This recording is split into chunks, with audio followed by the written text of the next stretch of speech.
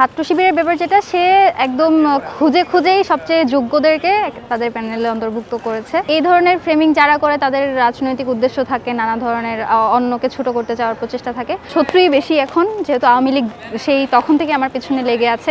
বাংলাদেশে আওয়ামী লীগের শত্রু হইতে পারা একটা বড় অর্জন বলে আমি মনে করি, বিশেষ করে 24-এর পরে। আমি বরাবরই মনে করি যে যে জায়গার জন্য যোগ্য সে সেই জায়গাতেই গিয়েছে। আমাদের প্যানেলের বাইরেও তো আরও 7 জন এসেছে, এরকম তো না যে শুধু প্যানেল বলেই সবাই জিতেছে, এরকমও তো না ব্যাপারটা।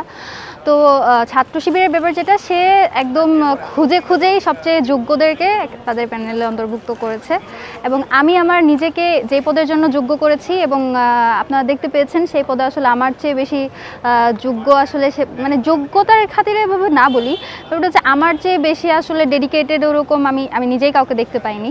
তো সেই জায়গা থেকে আমি নিজেকে মনে করছি এই জায়গায় আমি সবচেয়ে বেশি যোগ্য এবং সেটা ভোটের ডিফারেন্সও দেখা গিয়েছে। তো এই ধরনের ফ্রেমিং যারা করে তাদের রাজনৈতিক উদ্দেশ্য থাকে, নানা ধরনের অন্যকে ছোট করতে চাওয়ার প্রচেষ্টা থাকে।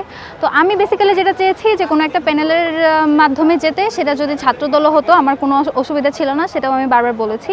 তো ছাত্র শিবিরের থেকে করার কারণ যাতে লজিস্টিক সাপোর্টটা পাই এবং আইডিওলজিক্যাল ক্ল্যাশটা যাতে বেশি না হয়। আমার রাজনৈতিক প্ল্যান হচ্ছে যে এই দল বাংলাদেশপন্থী থাকবে, যে এই দল বাংলাদেশের হয়ে কাজ করবে। যদি দেখা যায় যে বাংলাদেশপন্থী হয়ে কোনো দল কাজ করছে না, নিজেও কোনো একটা রাজনৈতিক দল খুলে বাংলাদেশপন্থী রাজনীতি করব। সো আমার আলটিমেট যেটা প্ল্যান সেটা হলো বাংলাদেশপন্থী থাকা। তো যেই দলই বাংলাদেশপন্থী থাকবে তাদের সাথে কাজ করতে আমার কোনো ক্রাইসিস নেই। না, আমি আসলে জাতীয় নির্বাচন করার মতো বয়স আমার এখনও হয়নি সত্যি বলতে।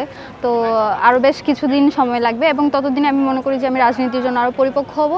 রাজনীতিতে যেভাবে আসলে জড়িয়েছি এখান থেকে অরাজনৈতিক হওয়ার কোনো সুযোগ নেই। তবে 1 বছর যে কাজটা করব, যে কাজটার দায়িত্ব নিয়েছি সেটাই সঠিকভাবে, যেই প্রত্যাশা নিয়ে আমাকে এই জায়গায় পাঠিয়েছে সেটা করাটাই বেশি জরুরি বলে মনে করি। আমার জায়গাটা আসলে খুব বেশি ইন্টেলেকচুয়াল। আজকেই আমাদের মিটিংয়ে আমি আর কি বিভিন্ন আমার কর্মপরিকল্পনা পেশ করেছি।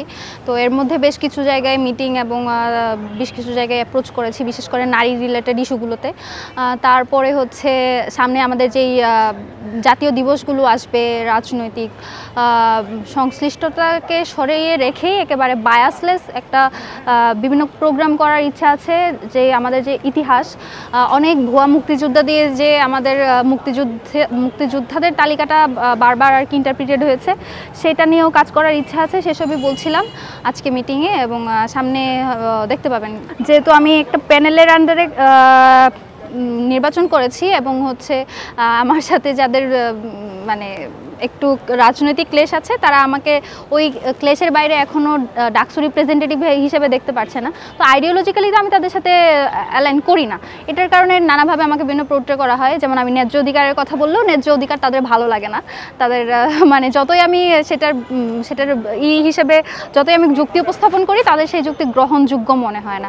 তাদের বেসিসে এই বিষয়ে আর কি জানাশোনা ওভাবে আর কি মানে আমার নেই। তো তাদের জানাশোনা যেটা, সেটা হচ্ছে মানে নিজে যেটা জানি সেটাই।